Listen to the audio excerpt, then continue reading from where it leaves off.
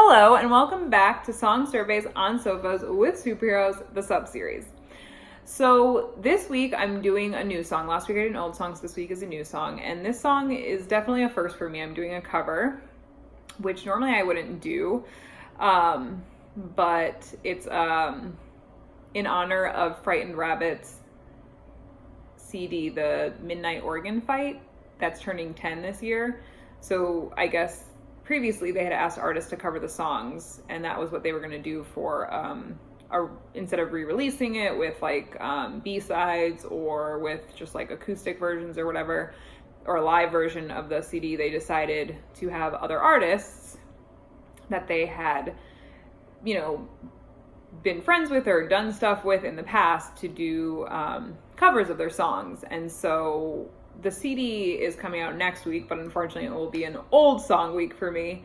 Luckily, one of the songs did come out this week, so I was really excited that I got a chance to do a Frightened Rabbit song, but also do a cover for the first time, and also do a song by Daughter, who I do love some of their songs, one in particular, and so I'm really glad that I got to kind of do this. So the song that Daughter covered for Frightened Rabbits is Poke.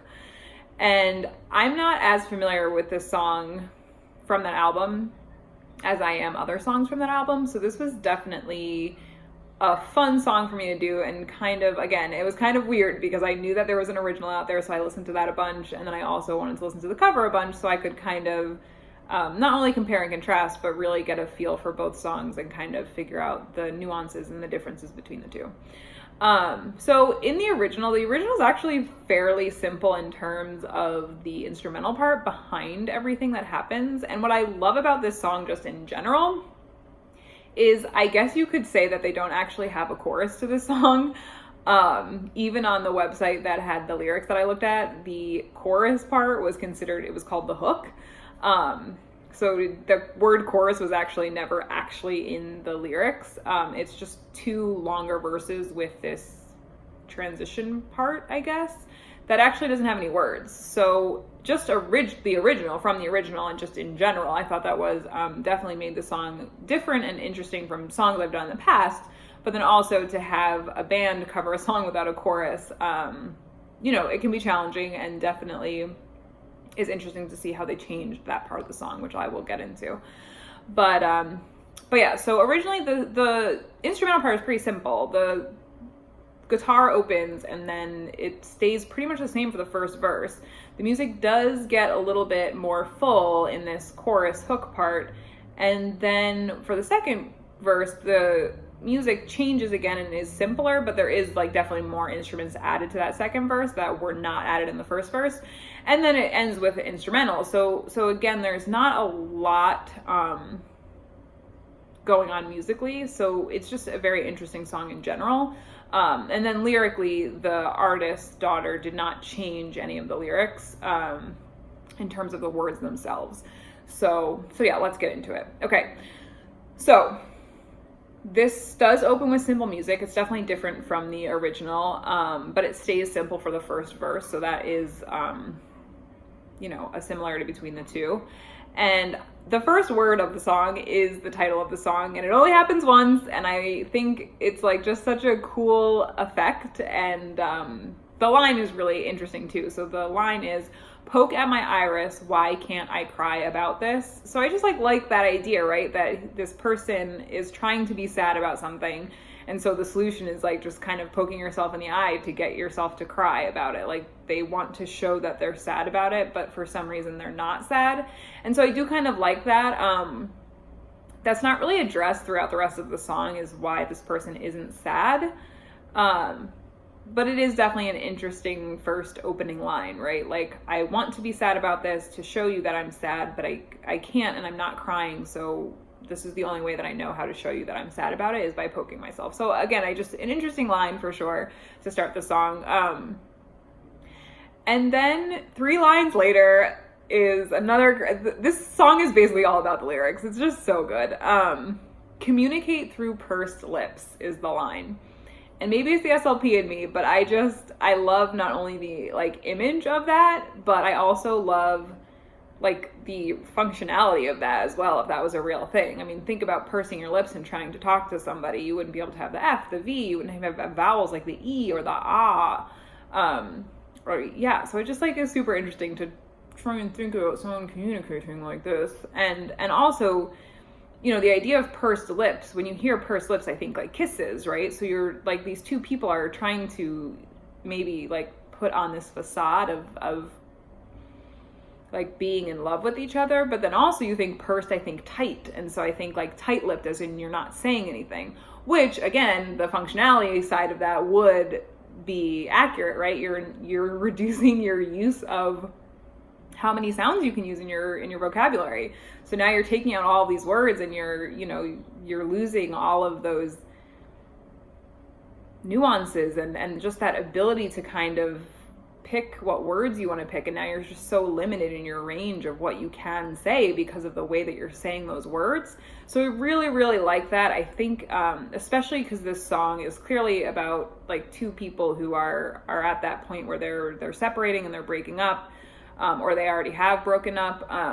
So I do really like that at some point in this relationship that we're talking about in this song, there was this like moment of just miscommunication, and they just decided to talk with these tight lips and this pursed communication, and I just really like that. I think it really just creates a cool image, and again, just the idea of just that limited speech is, so maybe this person was trying to say something, but just the way that they decided to communicate with each other wasn't effective. So I really like that. I think that was really an excellent line. So after that, they talk about the singer talks about never being able to like catch a mouse, and I kind of love the detail in the line that follows it. You know, it's like a cat who catches a mouse and then like shows it to you to show them that they're like the protector of the house or whatever. So I really like the line that comes after it, and it's make you feel you're someone who deserves to be makes you feel like you're with someone who deserves to be with you. And I know that seems like not necessarily like very pulling or very interesting. It's more just the detail. Like, I love that it wasn't just like that I'm worthy of you, that I deserve you. It was that you feel like you're the one who's feeling that I'm someone that you deserve. So I really like that, you know, the singer took the time to really think about this line and didn't just make it quick, because this could have just been an easy like that I'm worthy or that you deserve me. But no, it's I want you to think that you are with someone who deserves you. So I really like that. I think that was, again, like just a great choice. And this is part of the reason why I struggle so much with this cover in general, is just because these lines, while they are sang by Daughter, were originally written by Frightened Rabbit. And, you know, like, this is what makes it so hard, knowing that the CD is coming out and that new music will never be made by this band, but just the lyrics are just so different and kind of amazing. And so that's hard to kind of deal with. Anyway, so then I love how they ended this verse in particular. So after this point in the song, there's like a but, right? It's like, so all this bad stuff is happening, but I think that we are, you know, still working for each other, or still should be working for each other because of X, Y, and Z. So there's definitely that big but moment in this verse, which I love. And so the line I love is, it's got lots to do with magnets and the pull of the moon. And actually, let me go back. Sorry. So when they start talking about this but, like when that line comes in this version, the Daughter version, the music kind of starts to build a little bit and gets more complex, which does not happen in the first verse of the original song by Frightened Rabbits, but it does happen in this song. And I do think it was a good choice, and I think it definitely worked for this particular cover because of what happens at the end of this verse, and I'll get to that. But sorry, let me go back now to the line. So it's got lots to do with magnets and the pull of the moon. So I love that there is like just no control over how they feel about each other, and like this love or romance is something that is kind of out of their control, especially again because they talk about the communication. He talks about controlling what his eyes can do by poking it. So there's like a lot of elements of, listen, this was our fault, we didn't communicate well enough. And then they're kind of leaving it up to fate and chance. Like, well, like this is all true and we kind of sabotaged ourselves by doing these things, but I think that what we have is like not related to anything we can control, and for that reason I think that we still work. So I do kind of like that. And I just like, again, the pull of the moon and the magnets, and it's not just blatant. There's nothing super obvious about it. It gives the listener a little bit of room to kind of imagine, like, you know, yeah, you're talking about like the pull of the moon and all that like emotion that goes into a relationship. But it's not as just, again, it's just has something to do, got lots to do with magnets. It's nothing super specific, and I like that because it gives the listener a little bit of room for a bit of interpretation. So in this particular version, the daughter version, I love what happens when she sings that line. She kind of holds back the word moon. And so the pull of, and like even the pull of is kind of a little bit like held. And then there's like this brief moment of just silence. And then moon is sang, and it's like held again. Like it's just, so the word is sang, and when it's finished, you can, it's almost like it's repeated in the background. And then you can hear it just continue to be held in the background after the word is done being sang. And I really, really love that effect. And it's just so subtle, but it is so excellent. So if you're listening to that song, listen to that part in particular. And I went back and listened to the original by Fried Rabbits, and I didn't hear that difference. So I do definitely think that is an interesting difference, and I really like that. And it was a really good choice by Daughter, and I think that it was done really well.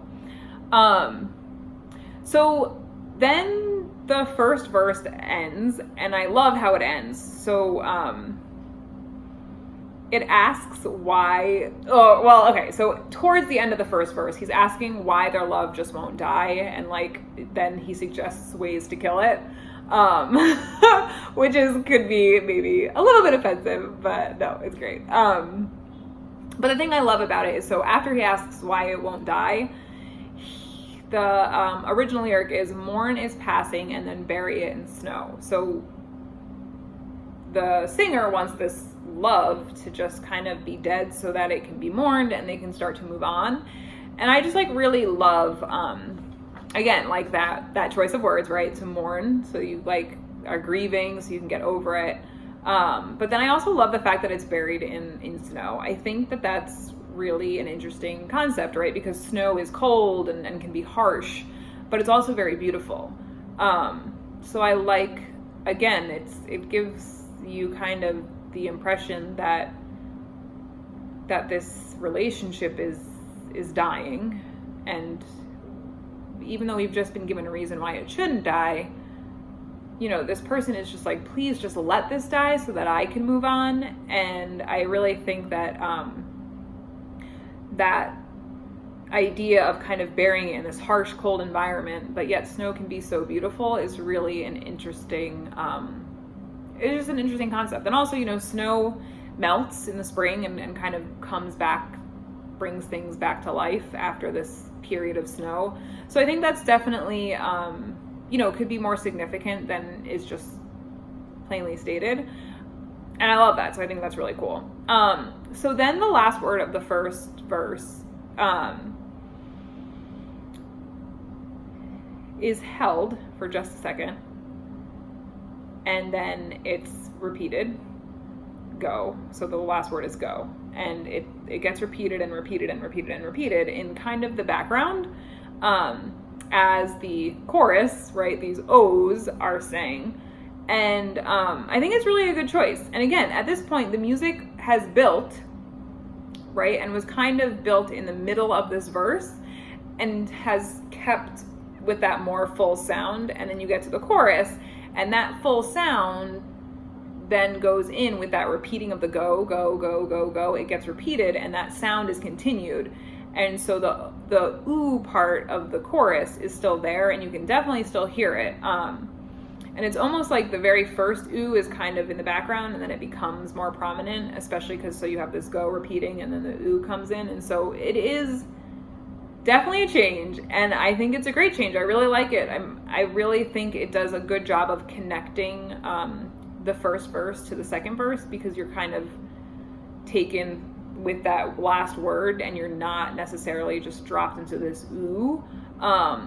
And so I think it was a good choice to not only build the music in the middle of the verse to then bring us into that chorus part, but also to carry it through. So I really did like that choice. And then the music drops, right? Which I did like. I liked that they kind of, again, went back to that original feel of those two verses from the Frightened Rabbits version. So I really did like that. And I think that that was a really good choice as well. So after that drops, I love the first lines. It's just so great.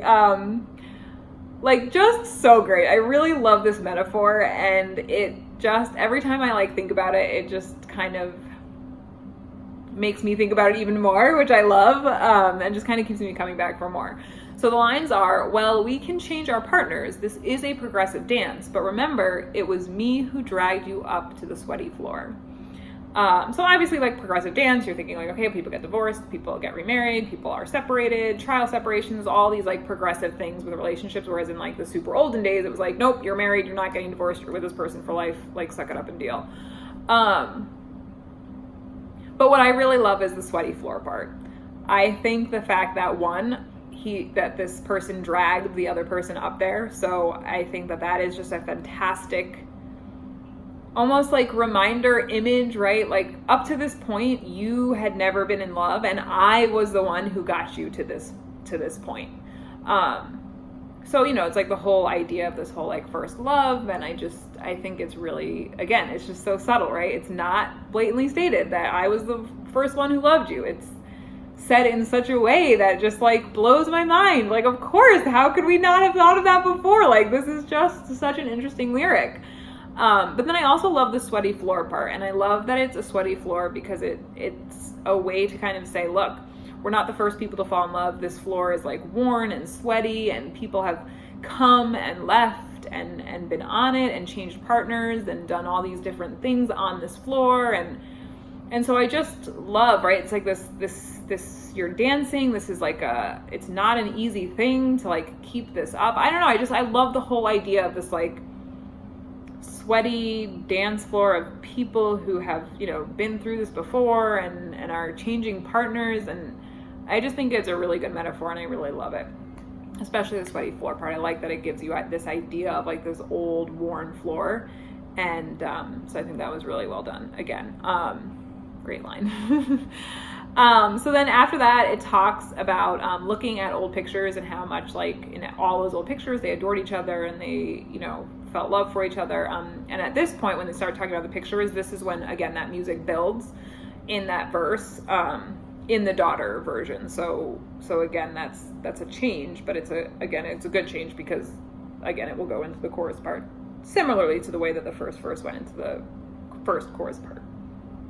So when they're talking about the pictures, I really love the line, need to be told. So they're talking about if a photographer were to take a picture of them now, the person taking the picture would, and then the line is, need to be told that we had ever clung and tied a navy knot with arms at night.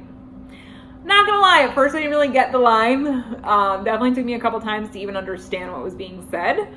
But once I figured it out and really thought about it and kind of did some research about what that could mean, I really like that, again, just the uniqueness of the words picked and chosen for this image of making love, I guess. I really like that, right? Again, it's just this more complex and not so obvious way to say, look, we had this deep relationship, and at night, we did things and we were tangled and we were clinging to each other and grasping each other. And so again, this is just one of those lyrics that is just so unique and means so much and can be so powerful and is just so different, and it just makes the song so much better because it's not just this blatant like, yeah, well, we like had a serious like intimate physical relationship. No, it's more than that. It's that we were like tying knots with our body parts. Like I love that. I think it's really great.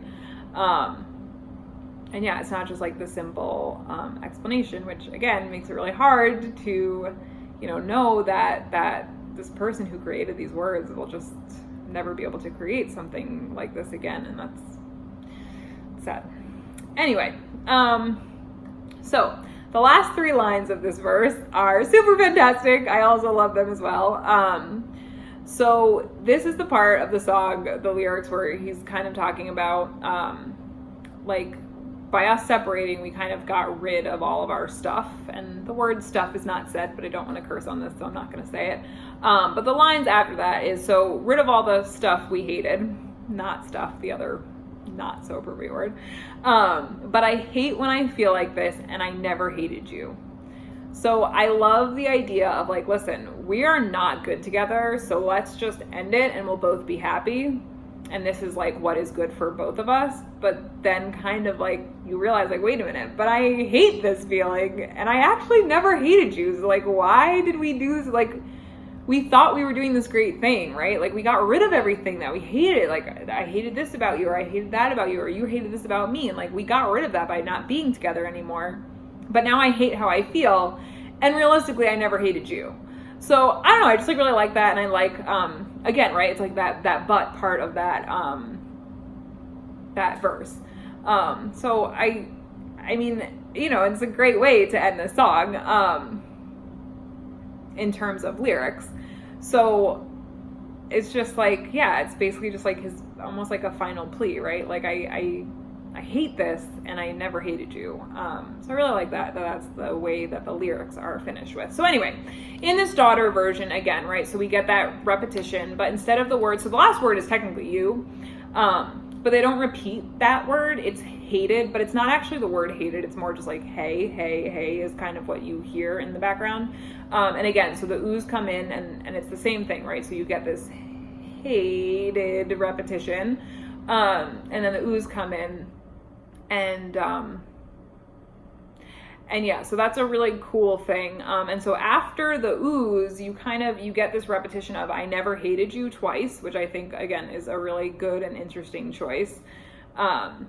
Especially because that was, the last line. So I really liked that. And then, there's definitely an instrument that gets added at the end. And I really like that addition. I think it's a really great addition. I think it makes the end of the song interesting and different.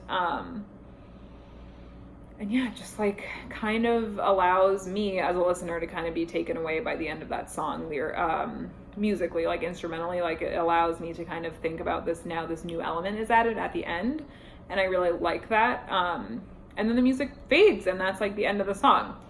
So yeah, really like love the idea of this album. I'm really excited for it to come out next week, and I'm so glad that one of the songs came out this week so that I could talk about it, because next week is an old school song, so I won't be able to talk about it. Listen to it. Listen to the whole album when it comes out. It's just so fantastic. And the covers, range from bands like Death Cab for Cutie, Biffy Clyro's on there, Julian Baker, who I love, she's on there too, and her version is so good. It's just so fantastic. So yeah, definitely check it out. I'm definitely forgetting. Oh, Manchester Orchestra did Backwards Walk, which like blows my mind. Oh my God, just so fantastic. So definitely check this album out. Check this song out in particular, and let me know what you think. Do you love it? Do you hate it? Are you not a cover person? Because I'm usually not a cover person, so this is a big deal that I'm, one, talking about a cover song, and two, just totally in love with all of these covers so far. And maybe it's because of what happened with Frightened Rabbit in general. Maybe it's just the band that I love and the fact that I know most of the songs on the album. I don't know, but this cover really does it for me, and all of these covers really do. So just let me know what you think. Comment, like, subscribe, and I will see you guys next week. Bye.